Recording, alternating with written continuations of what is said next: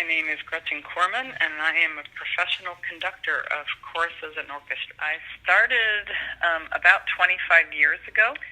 I went to music school and I studied singing. I spent 12 years in school. I've always loved music as a little child.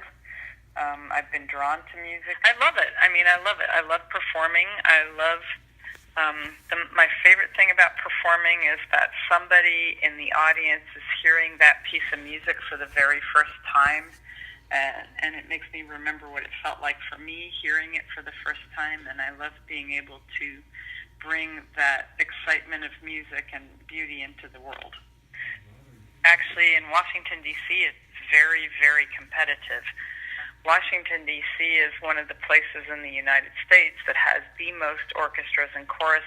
We're always fighting for the same dates to perform. We're always fighting for the same venues to have our concerts. We're always fighting for the same orchestra players and the same soloists. And so it gets pretty competitive here to put on a concert.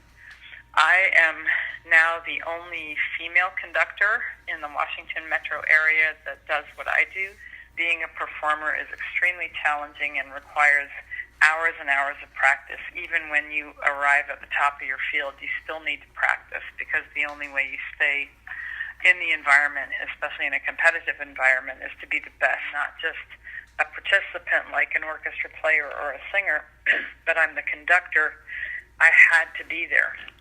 And so it was hard sometimes for my children to have me not be at their soccer game or at their school project, or to have to come with me for a 7-hour rehearsal and sit and do their homework when they were bored. Silly. Oh, it can be extremely stressful. Like any job, it has its different kinds of stresses, but there are two things about performance that are very stressful. When you are the conductor, if anything goes wrong, it's your problem to fix. And in the moment, sometimes that can be really difficult. And people are paying money because of the level of music I do. They're paying money to come hear us. So you don't want the audience to be disappointed. You want them to feel like they got their money's worth for the ticket they paid and that they attended a really amazing concert. So that part can be very stressful because I need to be incredibly well prepared as a conductor. I need to know what every instrument is doing in every single measure of music, and so that I can help cue them when they need to know it's time to play or time to not play. And conducting is an interesting instrument to study because you don't have an actual instrument. When you conduct, you have to learn how to teach the players in front of you to follow you, and your job as a conductor is to make the music sound the way you want it to sound, but also to make sure everybody plays at the right time and stops playing when they shouldn't play. So it's kind of a combination of musical artist and traffic control cop. So it takes a lot of practice to learn how to do both of those things effectively.